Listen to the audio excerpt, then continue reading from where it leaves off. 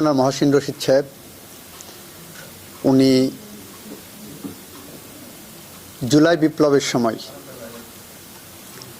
জুলাই বিপ্লবের আগে ফ্যাসিজমের বিরুদ্ধে খুব ভোকাল ছিলেন।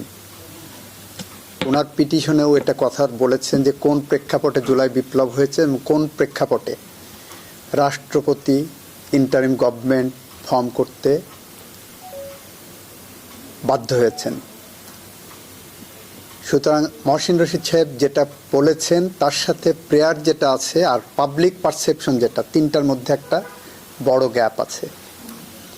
মহসিন রশিদ সাহেব 106-এর অবটেইনিংয়ের ক্ষেত্রে প্রেসিডেন্টের অবটেইন করেছেন যেটা বলছেন, সেইটার ক্ষেত্রে প্রসিডিউরাল যে ডিফেক্টটা এনেছেন সেটা আমরা বলেছি, সেই প্রসিডিউরাল ডিফেক্ট যেভাবে উনি বলেছেন that is misconceived idea of law.